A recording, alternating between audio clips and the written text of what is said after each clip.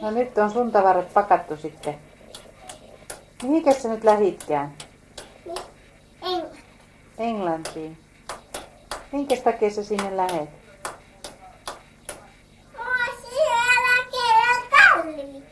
Tarvitaan sua siellä. Niin.